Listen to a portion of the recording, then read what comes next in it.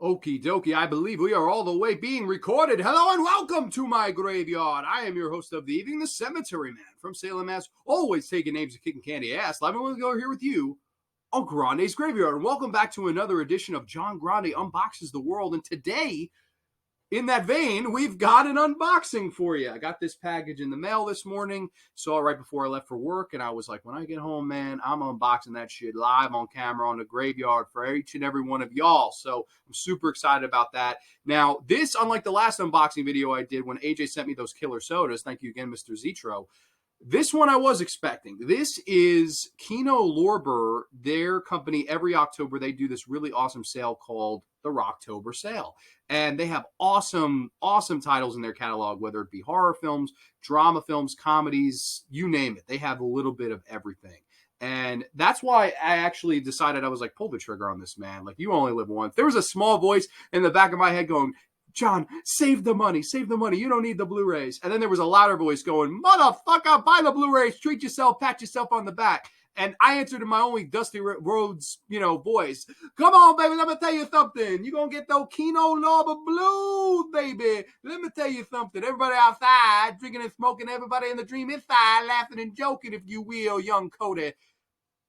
I'm sorry. I love the American Dream, Dusty Rhodes. What can I say? But in that vein, I figure why the hell not do a live unboxing video. This is not live. I'm actually going to pre-record this. I don't know what I'm saying. So I'm going to record this, throw this on the graveyard, and I figured it'd be fun to share with each and every one of y'all what I got. Most of this stuff was dirt cheap. I highly recommend you hit up Kino Lorber before October's out. You've got 11 days from the recording of this to get in on their Roctober sale. They've got a lot of stuff, and I'm excited to share some of the stuff I got in on. So we already opened this up a little bit, so I cheated a little bit here. But first and foremost, I said mostly Blu-rays. However, there is one 4K, and it's right on the top. This is brand new, just got released, and wow, this thing is chock-loaded and full of special features. This is from 1990, one of my favorite Stephen King adaptations. This is the 4K Ultra HD edition of Rob Reiner's Misery. Yes, Misery, Misery, Misery. I love this film. I'm a really, really big fan. I've loved this ever since the first time I've seen it, and this is one this December on the graveyard I'd really like to discuss. I've tried to book this December when it comes to the graveyard. I'm trying to get actually special guests on for there. Me and Corey talked about possibly doing a wintertime / an episode or two, so that may happen. But Grande's Graveyard in December, we're definitely going to have an episode where we discuss Misery, and that's when I'm going to bust this son of a bitch open and enjoy all of its 4K glory, all of its 2,160 pixels of glory. I'm really excited to see this transfer. I did not dip on the Shout Factory Blu-ray of this, so this will be my first time owning this thing in high definition, and of course, it's ultra high definition, so I'm super excited for this. One of my favorite Stephen King adaptations, too, and it's a nice slipcover. I like this cover art. You can actually see, I don't know how well you're not going to be able to see with this glare, but it says Misery, Misery, Misery all throughout the mountains in the background. This is pretty cool. And I don't know, I'm a big fan of the film, so I had to pick this up. This was the most expensive of the bunch just because it's brand new. I believe its release street date was October the 12th, so that was about a week ago. I mean, for like $23, that was the most expensive one. So everything else in here was like 10 or less. Highly recommend you all check out Misery if you haven't, and I will definitely be doing an in-depth review on this 4K and the movie itself come Diciembre. That's my favorite month. Next to Roctober, of course. But I mentioned how they had a great catalog of not just horror films, and this is not going to be all just horror films, and I guess that's a perfect transition into the film I have here next. This is, when it comes to great actors and comes to great film performances, there are a few movies that I look forward to and enjoy more than this one right here. And I believe it's from the year of 1963. Yes, 1963, starring the legendary Sidney Poitier. This is Lilies of the Field. Lilies of the Field. I love this movie. I'm a huge fan of this. Always have been. I remember first watching this with my grandmother on a Sunday morning and eating eggs, toast, all that stuff. And this little movie came on called Lilies of the Field, and it just absolutely blew me away. One of my favorite acting performances of all time. Of course, Sidney Poitier shows up at this sort of nun place, and they need somebody to build this chapel, and he teaches them English. He teaches them how to build this chapel. And, they both kind of learned a lot from each other. And Sidney Poitier actually took home Best Actor at the Oscars for this movie. And I think the world of him as an actor. I think the world of this movie. Of course, the songs, Amen, Amen, Amen, Amen, Amen, sing it over. I mean, Sidney Poitier is just one of my favorite all-time performers, one of my favorite all-time actors, and to me, this is his best performance. A movie that I've never watched in high definition, so I had to pick up this Blu-ray. Really, really cheap, too. I believe like $9.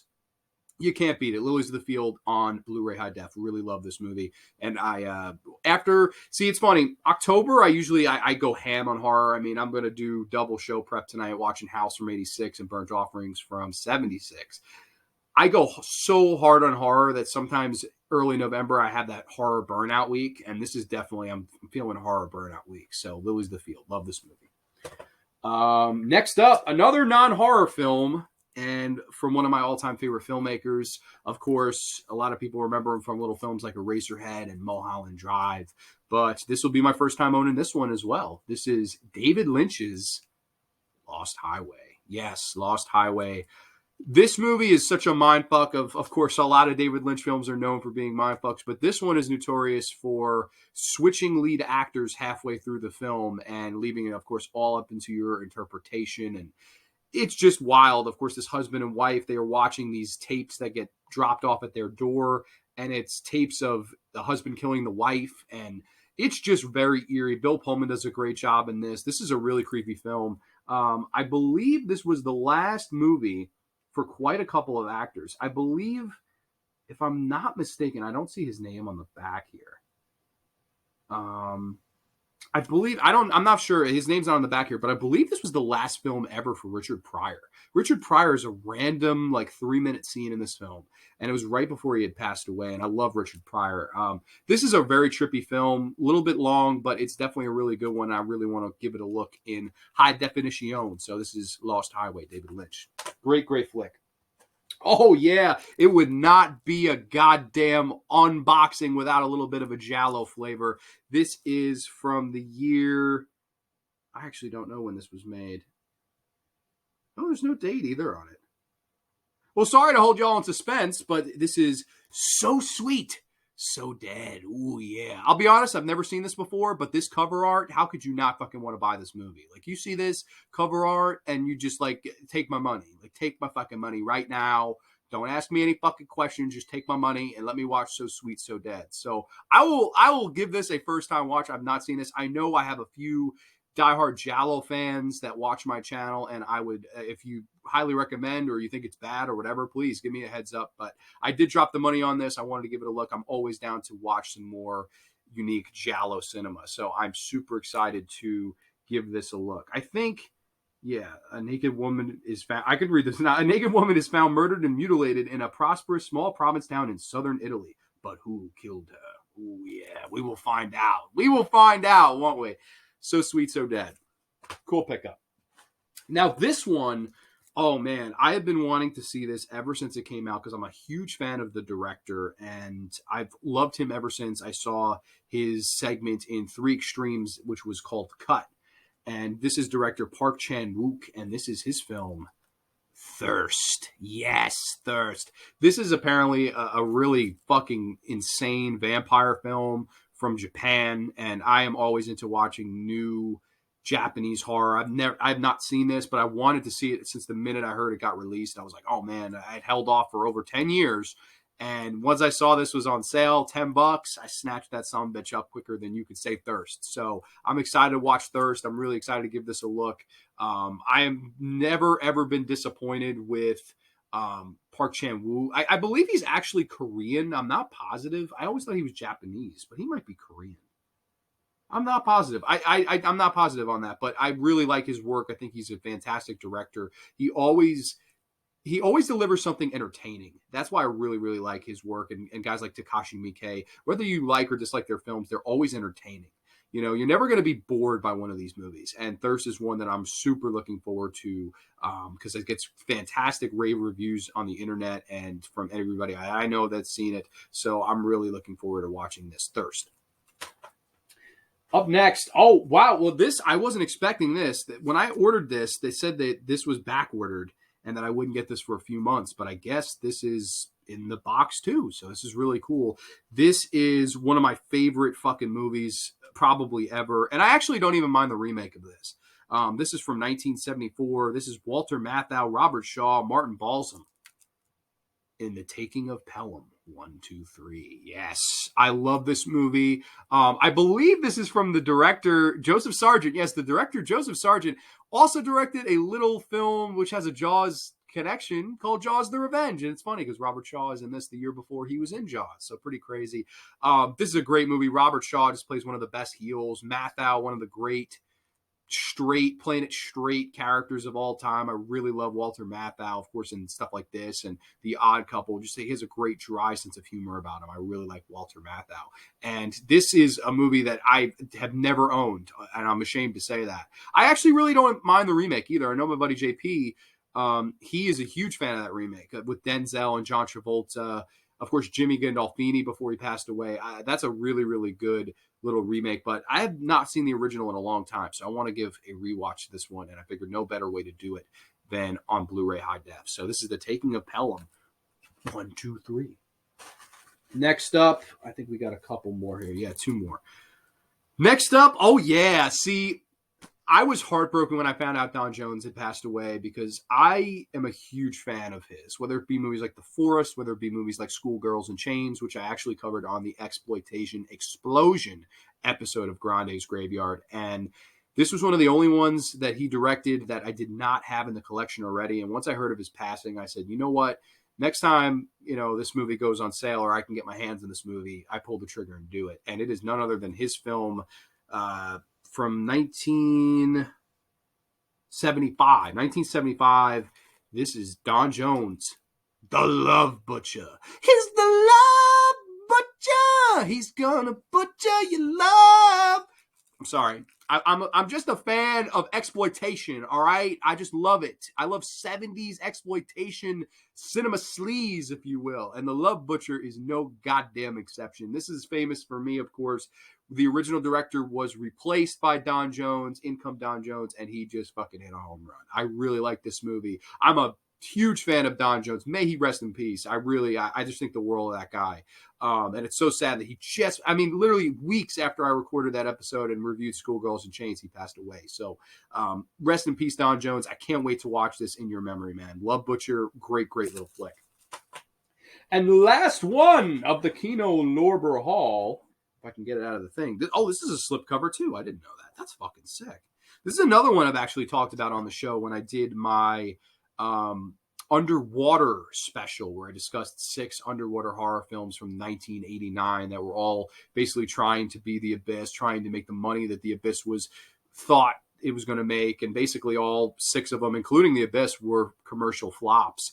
But this is my favorite of that entire. I could spoil that episode for you. This was my favorite of those 6 movies. It's from director Sean S. Cunningham, of course, the man who brought us Friday the 13th and marketed the legendary Last House on the Left, and of course pieces of shit like Here Come the Tigers and Manny's Orphans.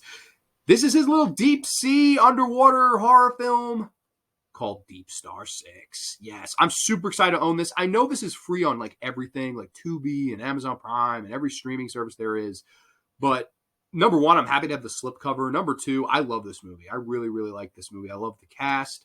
I really like the special makeup effects. I believe Kane Hodder worked on some of the stunts of this film. Of course, Friday the 13th royalty there. I don't know. I've always been a pretty big fan of Miguel Ferrer. I think is one of the best performances of a career. Another guy, may he rest in peace. I'm just a big, big fan of this movie. I'm probably the only one. Apparently, from what I've heard, there's a commentary on this where the people that helped, I don't know if it was the writers or let's see, audio commentary with director Sean S. Cunningham, visual effects supervisor James Isaac. Okay. Audio commentary with screenwriters Louis Abernethy and Jeff Miller. Apparently, from what I've heard, they fucking hate this movie. So that's going to be an interesting commentary. You listen to the people who wrote it shit on it. That's going to be very interesting. Also has isolated score selections and audio interview with composer, the legendary Harry Manfredini. I'm very excited for that. A bunch of actor interviews. Man, they went so hardcore. I actually got an interview with fucking Kane Hodder. That's cool, too.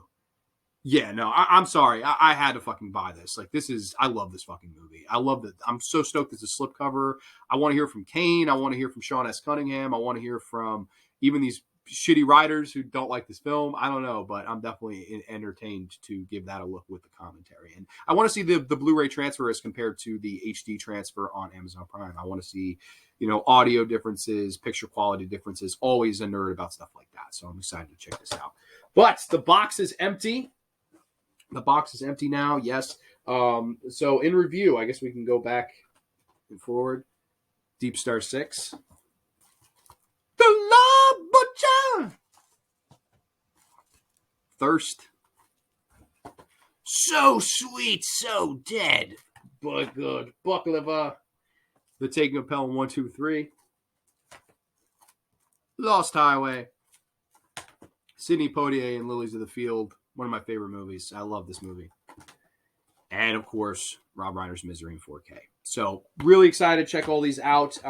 If anybody else got in on the Kino, I know Steve from Dead Pit, he got in on it. But I'm not sure if anybody else got in on this sale. And if you did, let me know. I also know I don't know why, I always feel the need to put John Belushi over, just because I love him. He's one of my favorites of all time. John Belushi, they have like all of his dramatic roles, whether it be Continental Divide or Old Boyfriends with fucking Talia Shire, who I can't stand. But they have a lot of his like dramatic, serious movies.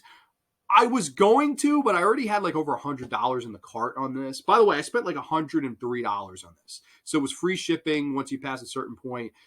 Most of the shit aside from Misery was like $9, $10. If I didn't get Misery, it would have been way under 100 because that was like a quarter of the entirety of the money I spent. So I don't know. I'm super excited that I picked all of this up though. So got the nice Kino stack. I'm ready to add it to the collection of fuck.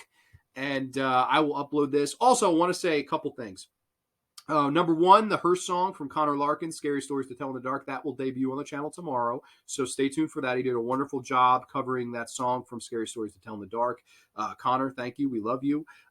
Secondly, hit over 400 subscribers today. We're out of the fucking blue. I was at 399, and then I saw King Igor posted, get this son of a bitch to 400 before I have to crack some skulls. So, Corey, thank you.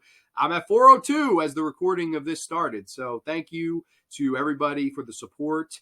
I'll tell you this. I don't know if this will persuade anybody, but when we get to 500, we're going to do another giveaway. So I don't know if you want to tell your grandmothers, grandfathers, aunts, uncles, whoever the fuck you want to tell to get 98 more. When we hit 500, we're doing another giveaway. I promise. Yo prometo. All right?